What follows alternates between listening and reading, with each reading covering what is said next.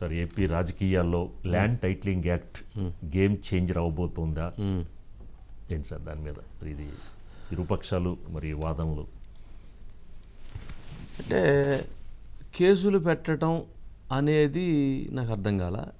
ఇప్పుడే big breaking ఏంటంటే ఈ ల్యాండ్ టైటిలింగ్ యాక్ట్కి సంబంధించి చంద్రబాబు నాయుడు గారు A1 అంట, A2 లోకేష్ అంట, వీళ్ళిద్దరి మీద కేసు పెట్టి సిఐడి వాళ్ళు కేసు రిజిస్టర్ చేశారు. అంటే మరి ఎప్పుడు అరెస్ట్ చేస్తారో తెలియదు, కానీ వీళ్ళు చంద్రబాబు నాయుడు గారిని, లోకేష్ గారిని మొత్తానికి డీజీపీ గారు ఉంటే అరెస్ట్ చేసేవాళ్ళేమో, ఆయన లేకపోవటం ఇప్పుడు ఆగిగుండి వచ్చాము మామూలుగా. అయితే అంటే ల్యాండ్ టైటిలింగ్ యాక్ట్కు సంబంధించి ప్రశ్నించినందుకు కేసు నమోదు చేయటం ఏంటండి నాకు అర్థం కాల. ఒకసారి ల్యాండ్ టైటిలింగ్ యాక్ట్ అనే చట్టాన్ని ధర్మాన కృష్ణదాస్ గారు అసెంబ్లీలో ప్రవేశపెట్టారు. జగన్మోహన్ రెడ్డి గారు ఆశీస్సులతో మేము దాన్ని అద్భుతంగా తీసుకెళ్తున్నామని చెప్పారు. మరి అది అవునా, వాస్తవం అవునా కాదా?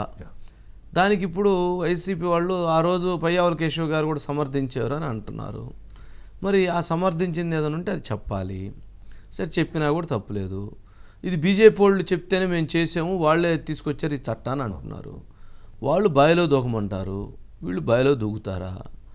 వీళ్ళు తెలుగుదేశం పార్టీ వాళ్ళు రాజకీయంగా వ్యూహం ఆడటం కోసం వాళ్ళు మిమ్మల్ని బొక్కబాళ్ళ పడేశారు, మీరు పడిపోతారా? అంటే ఏదన్నా ఆలోచన లేకుండా ఒక చట్టాన్ని చేసేటప్పుడు ప్రజల భూములని వీళ్ళ గుప్పెట్లో పెట్టుకొని వీళ్ళు వాటికి ఒక అధికారిని పెట్టి వాళ్ళు క్లియరెన్స్ చేయటం ఏంటి? డాక్యుమెంట్స్ వాళ్ళ దగ్గర పెట్టుకోవటం ఏంటి? ఇది ప్రశ్నించినందుకు దీనిపైన ఒక కేసు నమోదు చేయటం. అసలు దీని వెనక పెద్ద ఒక చర్చ ఉంది.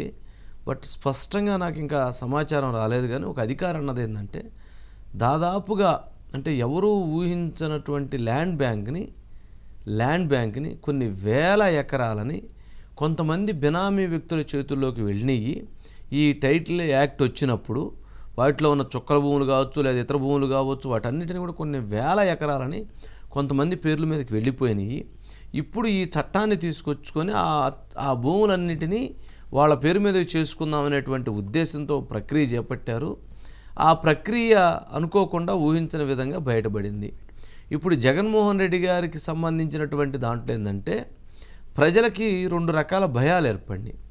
ఒకటి, పాస్బుక్ పైన ఎప్పుడైతే జగన్మోహన్ రెడ్డి గారు ఫోటో వేసుకున్నారో ఆ రోజు ఎవరూ బయటపడలేదు, కానీ ప్రతి ఒక్కరు అసంతృప్తి వ్యక్తం చేసుకున్నారు. ఇదేంటండి నా పాస్బుక్ మీద వాళ్ళ ఫోటో ఏంటి అని కదా. అక్కడ ఏముండాలి? మన స్టేట్ సింబల్ ఉండాలి, లేకపోతే వాళ్ళ ఫోటో ఉండాలి. అంతేగాని అక్కడ ఆంధ్రప్రదేశ్ రాష్ట్ర చిహ్నం ఉండాలి. అంతేగాని అలా కాకుండా ఇలా చేసేసి పెడితే ఏంటి ఉద్దేశం?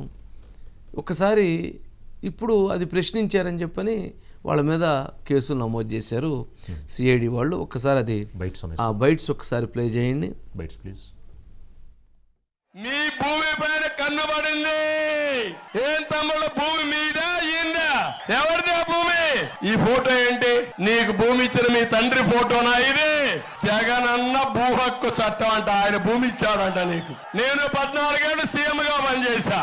నీ దరిద్ర ముఖాన్ని నా పట్టాదారు పాస్బుక్ పైన చూడాలా తమ్ముడు? ముఖ్యమంత్రిగా ఇచ్చింది 5 ఏళ్ళు, మీరు అవునా కాదా? ప్రభుత్వానికి ఒక ట్రస్టీగా ఉండాలా లేదా? ఇప్పుడే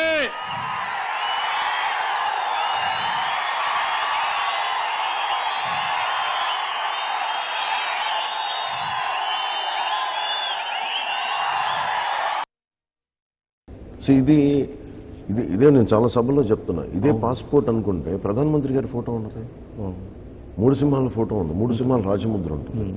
అలాగే ఇంతకుముందు ఆంధ్రప్రదేశ్ రాజముద్ర ఉండేది మొత్తం. అంటే ఏంటి సూచిస్తుంది? అది ఆధిపత్యపు అహంకారాన్ని సూచిస్తుంది. నువ్వెవ్వరివి, నీ ఫోటో మా మీద ఎందుకు?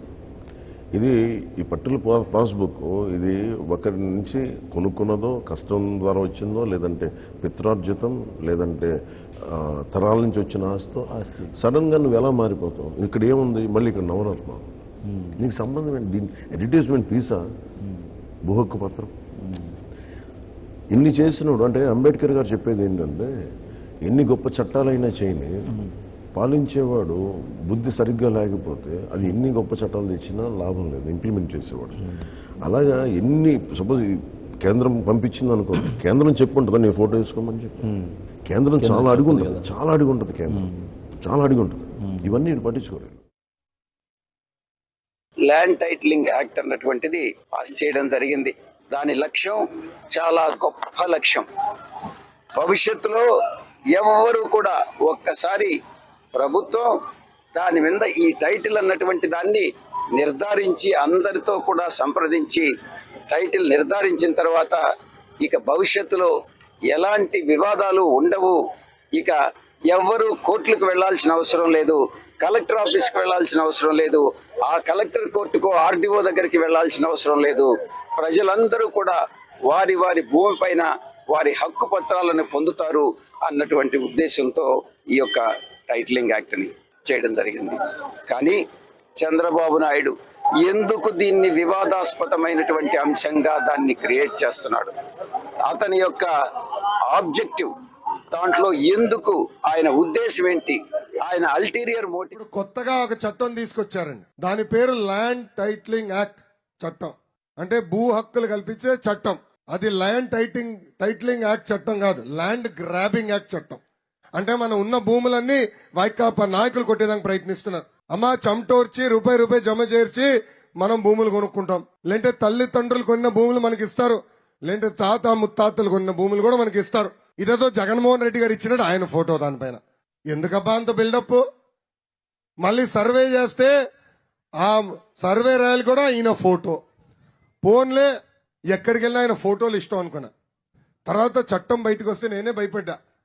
ఆ చట్టంలో ఏం రాసిందంటే ఒరిజినల్ ఆయన పెట్టుకుంటాడంట, జిరాక్స్లు మనకి ఇస్తాడంట.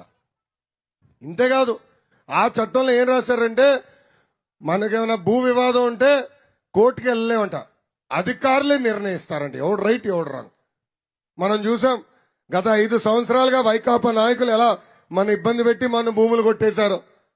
దీనిపైన గట్టిగా మాట్లాడినందుకు, ముఖ్యమంత్రి గారు నిలదీసినందుకు ఈ రోజు సిఐడి కేసు నా పైన పెట్టారు. అది సార్ క్లియర్ కట్. అంటే ఫ్యాక్ట్ ఏంటనేది ప్రజలకు చెప్పడం తప్పు అయింది అనేది వీళ్ళ యొక్క వైసీపీ వాళ్ళు ఈసీకి కంప్లైంట్ ఇచ్చిన నేపథ్యంలో ఈసీ ఈ రోజున సిఐడికి కాదండి, మన పాస్బుక్ మీద ముఖ్యమంత్రి గారి ఫోటో వేసింది, ముఖ్యమంత్రి గారి మీద కేసు పెట్టాలి, రైట్? లేదు, అసలు మన ఆస్తులపైన వారి ఫోటో పెట్టడం అనేది ఫస్ట్ తప్పు. ఇందాక పవన్ కళ్యాణ్ గారు అన్నారు పాస్పోర్ట్ పైన మోదీ గారి ఫోటో పెట్టుకుంటారా, లేకపోతే భారత 3 సింహాల ఫోటో పెట్టారా? కానీ ఇక్కడ ఇందాక వారు పవన్ కళ్యాణ్ గారు మన ఇంటర్వ్యూలో ఈరోజు మార్నింగ్ జరిగిన దాంట్లో చాలా అంశం దాని గురించి చాలా క్లియర్గా ఎక్స్ప్లెయిన్ చేశారు. అసలు యాక్ట్ ఎప్పుడు తెచ్చారు, ఏ రకంగా దాన్ని ఇచ్చేసారు అనేది కూడా చాలా వివరంగా చెప్పారు. మరి అలాంటిది అక్కడ వీరిని ఒక 5 సంవత్సరాలు ముఖ్యమంత్రిని చేస్తే పాస్బుక్ల మీద పెట్టేసుకొని చట్టాలు తీసుకొచ్చి భూములు తీసేసుకుంటామనంటే ఎట్లా కుదిరిద్దని ప్రశ్నించారు. సరే, ఇది ఒక అంశం. ఇప్పుడు పాస్బుక్ల మీద పెట్టుకొని ఉంటే చించేస్తారు. ఈ రెండు ఒకవైపు అయితే ఈరోజు 2 కేసులు నమోదైంది. చంద్రబాబు నాయుడు గారి మీద కేసు నమోదైంది. ఐవీఆర్ఎస్ కాల్స్ ద్వారా ల్యాండ్ టైటిలింగ్ యాక్ట్ చట్టాన్ని తెచ్చి మీ భూములు తీసేసుకుంటున్నారని ప్రచారం చేశారు. అందుకని చంద్రబాబు నాయుడు గారి మీద, లోకేష్ మీద కేసు.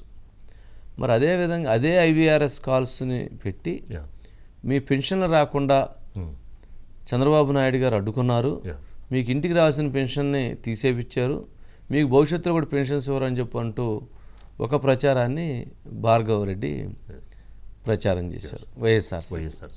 దాని మీద వాళ్ళు కంప్లైంట్ ఇచ్చారు, దీని మీద వీళ్ళు కంప్లైంట్ ఇచ్చారు, ఇద్దరి మీద కంప్లైంట్స్ మీద రిజిస్టర్ అయింది. ఇక్కడ ఏంటంటే పెన్షన్ రాకుండా చేసింది ఎవరు? ఇందుట్లో కేసు కట్టడంలో న్యాయబద్ధత ఉండాలనేది నా ప్రశ్న. యాక్ట్ తెచ్చింది ఎవరు? పాస్బుక్ల మీద ఫోటోలు వేసుకుంది ఎవరు? చట్టాన్ని అసెంబ్లీలో ప్రవేశపెట్టింది ఎవరు? ఆ చట్టం చేసిన బుక్ని దాపెట్టి ఇప్పుడు బయటకు తీసుకొచ్చింది ఎవరు? ఇదంతా వైసీపీ ప్రభుత్వంలో జరిగింది. మరి వాలంటీర్స్ చేస్తున్న తప్పుని ఎవరు ప్రశ్నించింది? రమేష్ గారు. మరి వారు ప్రశ్నించి వారు కోర్టుకి వెళ్తే వాలంటీర్స్ కాకుండా డైరెక్ట్గా ఇంటికి మీరు పంపించండి ప్రభుత్వ ఉద్యోగుల ద్వారా అని చెప్పారు. తెలుగుదేశం పార్టీ ఆ విషయంలో పోరాడింది, ఇంటికి పోయి ఇచ్చిరండి ఎంప్లాయీస్ ఉన్నారు కదా. ప్రభుత్వంలో ఉన్నటువంటి అధికారులు ఆ రకంగా కాకుండా దాన్ని వాళ్ళని ఇబ్బంది పెడితే ఓటు తెలుగుదేశానికి కాకుండా వైసీపీకి పడిద్ది అనేటువంటి ఒక ఆలోచన చేసి అధికారులు ఆ రకంగా కుట్ర చేసి ఆ రకంగా వాళ్ళని ఇబ్బంది పెట్టే ప్రయత్నం చేశారు. మరి ఇది కదా జరిగింది. మరి దీంట్లో న్యాయం ఎవరిది, అన్యాయం ఎవరిది? మరి కేసు ఎవరి మీద నమోదు చేయాలి?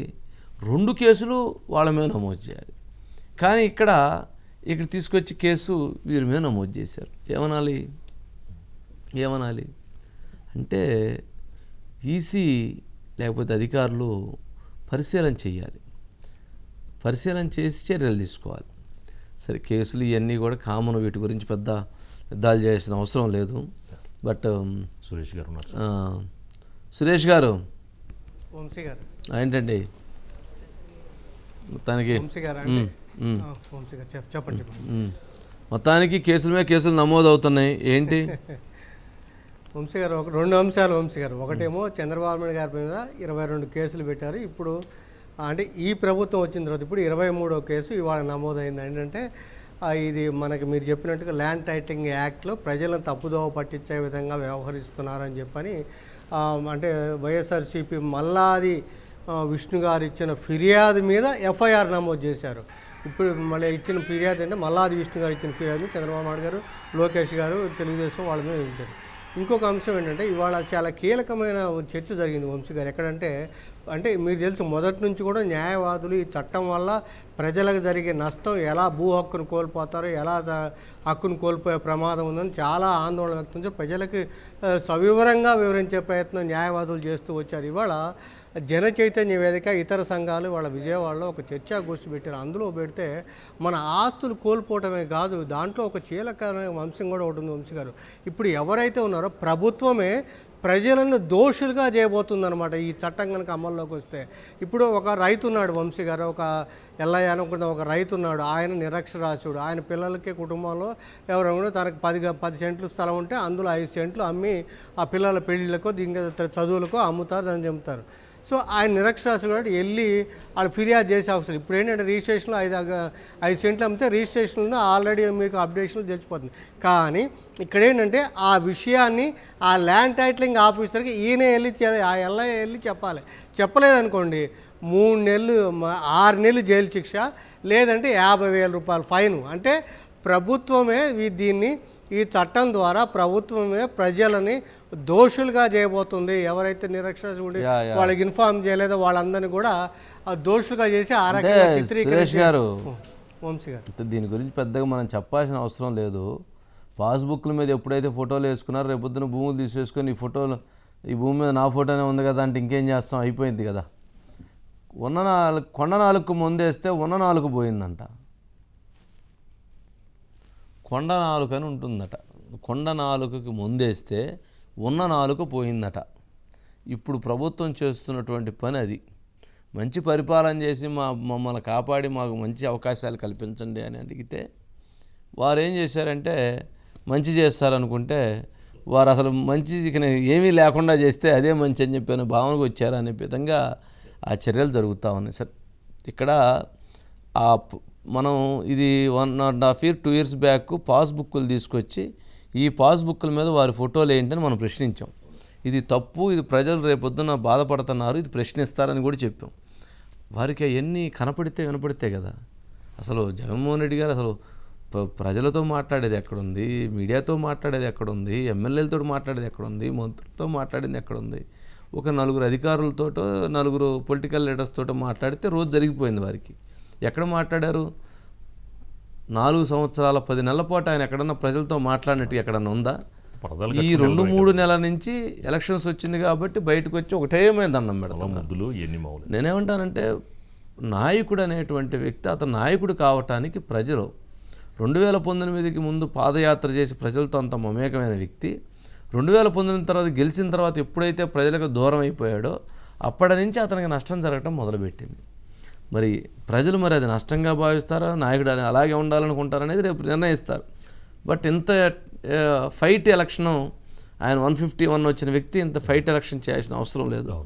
బట్ చూడాలి దీనికి సంబంధించి. ఈ ల్యాండ్ టైటిలింగ్ యాక్ట్ అండి ఇక్కడ కూడా తెలంగాణలో కేసీఆర్ ఏదైతే ధరణి ద్వారా ఆయన అస్తవ్యస్తం చేసి దానివల్ల అధికారం కోల్పోయారో ఇప్పుడు సేమ్ ఈ ల్యాండ్ టైటిలింగ్ యాక్ట్ తీసుకొచ్చి ఒక విధంగా జగన్ తన యొక్క అధికారాన్ని కోల్పోయే ప్రమాదం ఉందని కూడా సిపిఐ నారాయణ గౌడ్ కూడా వ్యాఖ్యానించడం జరిగింది.